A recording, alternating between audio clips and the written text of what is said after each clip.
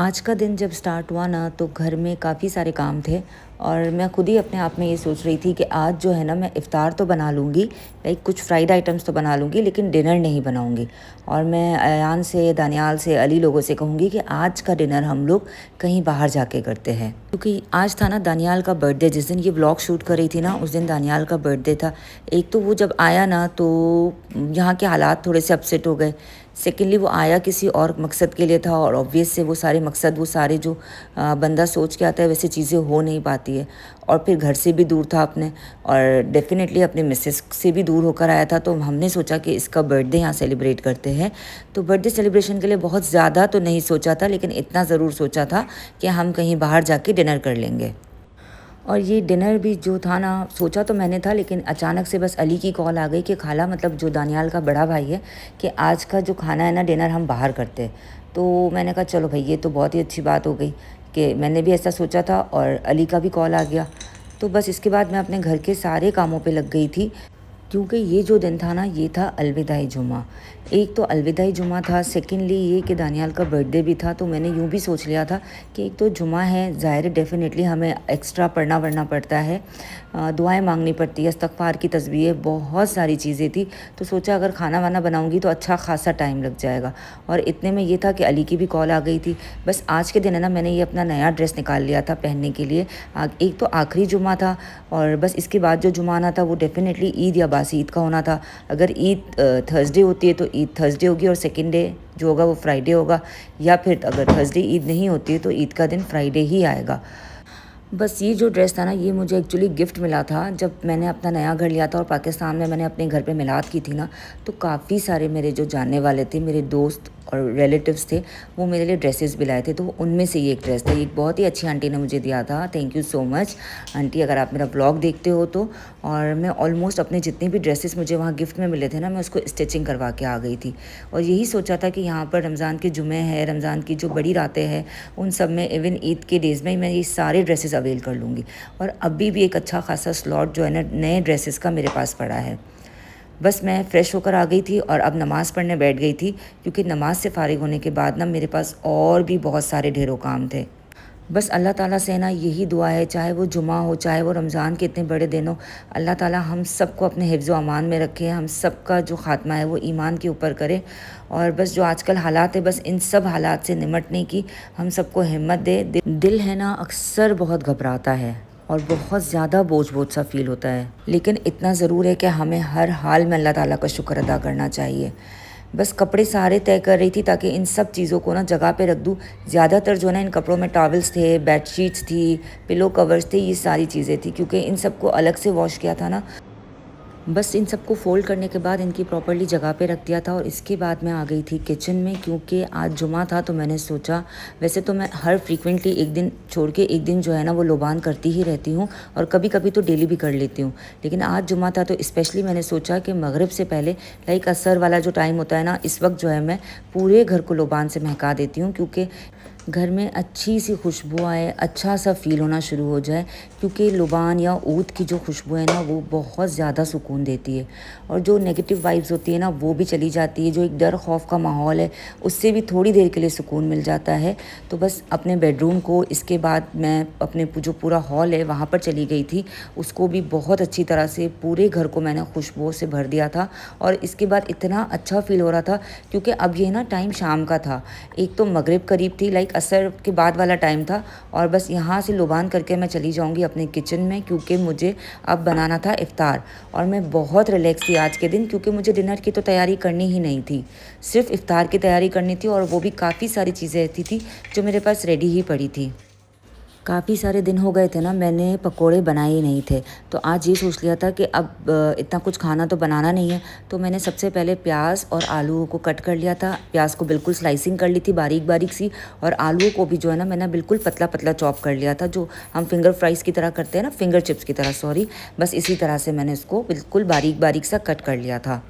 और अब इसे ना मैं एक बोल में डाल के रख दूँगी, क्योंकि जब इसको प्याज और अनियन को हम कट कर देते हैं ना और साथ साथ इसके अंदर मसाले ऐड कर देते हैं ना, तो ये होता है कि जो आलू है ना वो बिल्कुल भी जो है काले नहीं होते, और जो अनियन और जो पोटैटो है ना, मतलब आलू का जो पानी है ना वो निकलता रहता है।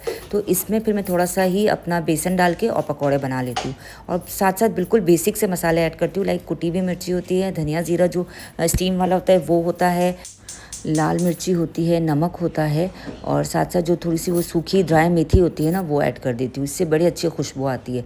और बस मैंने जो है सारे मसालों को ऐड करके साथ साथ ऑयल भी फ्राई करने के लिए रख लिया था, और इसके बाद जो है ना मैं इसके अंदर बेसन ऐड कर दूँगी जितना मुझे नीड है। अच्छा, मैंने एक मीडियम साइज़ का आलू लिया था और एक मीडियम साइज़ का ही प्याज लिया था, और इसके अंदर मैं तकरीबन जो 3 टेबलस्पून तक है ना ये बेसन ऐड कर दूंगी, और इन सब को अच्छे से मिक्स कर लूँगी। और जितना मुझे पानी चाहिए होगा ना, लाइक कुछ ही ड्रॉप्स में पानी ऐड करती हूँ, बहुत ज़्यादा पानी ऐड नहीं करती हूँ। और फिर बस उसको अच्छे से मिक्स कर लूँगी, और इसके अंदर मैंने थोड़ा सा जो बेकिंग सोडा होता है ना वो ऐड कर दिया था। अब ये मेरे पास रेडी था। साथ साथ जो है मैं सबसे पहले अपने समोसे फ्राई करूँगी। मेरे पास सुब्रोसो के जो थे चिकन पॉपकॉर्न्स पड़े थे, मैंने वो निकाल लिए थे।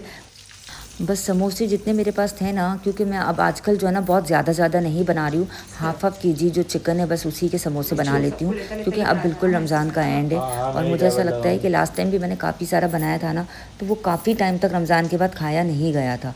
तो मुझे लगा अगर रमज़ान के बाद किसी को मन भी होगा ना तो मैं उस वक्त बना लूँगी। और अब जो थी ना बारी वो थी पकौड़ों की। जो पकौड़ों का बैटर मैंने रेडी किया था ना, मैंने उसको भी अच्छे से फ्राई कर लिया था, और ये भी रेडी हो चुका था। अब थी बारी इसकी, ये चिकन पॉप्स कहते हैं या चिकन टेंडर पॉप्स कहते हैं, जो भी थे, बट ये सुबह के जब से मैंने खाए हैं ना, मुझे इतने मज़े के लगे हैं। अदरवाइज़ मैं जो फ्रोज़न फूड बहुत ज़्यादा मार्केट से बाई करती ही नहीं हूँ, लेकिन आजकल यहाँ पर माइंड बिल्कुल भी सेट नहीं चल रहा है। तो बस ऐसा होता है, ठीक है मार्केट से जो भी रेडी मिलता है उठा के लाओ और उसको बना लो। तो मैंने इस सुबह को वेरी फर्स्ट टाइम ट्राई किया था, जबकि मैं पाकिस्तान में इतना टाइम रही हूँ, लेकिन मैंने कभी भी इसको ट्राई नहीं किया था। लेकिन ये बहुत ही अंदर से जूसी और ऊपर से बहुत ही कुरकुरे होते हैं, और बहुत ही मज़े का यमी सा इसका टेस्ट होता है। बस ये 2-3 चीज़ें ही मैंने बना ली थी, क्योंकि हमें तो डिनर के लिए बाहर जाना था। साथ साथ ये देखिए, ये अल्हम्दुलिल्लाह अल्हम्दुलिल्लाह इफ्तार का टेबल रेडी है। अल्लाह ताला सबके रिस्क में बरकत दे, सबकी जायज़ हाजतों को पूरा करे, सबकी दिली ख्वाहिशों को पूरा करे।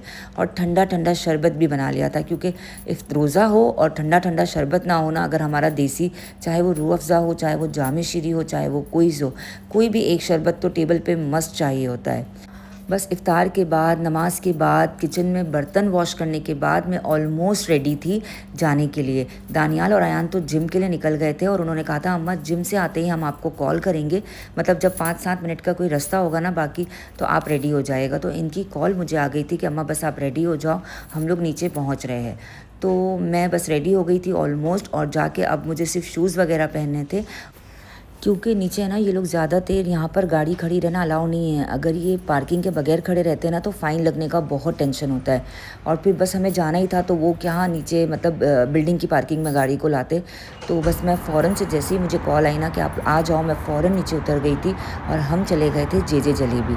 अच्छा, वैसे यूजुअली जब हम जे जलेबी जाते हैं ना तो हम इसकी करामा ब्रांच पे जाते हैं, लेकिन अयान ने बताया कि अम्मा जे जलेबी की एक ब्रांच जो है हमारे एरिया अल नादा में खुली है, दुबई की साइड पर, तो हम ये वाला ट्राई करते। तो मैंने कहा ठीक है चलो चलते हैं। और रास्ते से हमने केक ले लिया था दानियाल के लिए, ताकि हम केक कटिंग कर ले और बच्चे को हमारे थोड़ी सी खुशी हो जाए। वैसे तो वो एक 25 साल का बच्चा है, लेकिन हम सब के लिए तो, खालाओं के लिए तो बच्चे हमेशा बच्चे ही रहते हैं। अल्हम्दुलिल्लाह मेरे बहुत बड़े बड़े भांजे भांजियाँ हैं, मतलब भांजियों की भी 4-4 बच्चे हैं, और उनकी भी मंगनी निकाह हो गए, लेकिन अभी भी वो भांजियाँ भी मुझे बच्ची ही लगती है। बस हमने यहाँ पर जो है अपने लिए सीख कबाब और पाव को ऑर्डर कर दिया था, क्योंकि इनके पास अवेलेबिलिटी में सिर्फ यही मौजूद था। हमें आते आते तकरीबन 12-1 बज गए थे, और इनके पास पराठे भी ख़त्म हो गए थे, और काफ़ी सारे ऐसे आइटम थे जो वाइंड अप हो गए थे।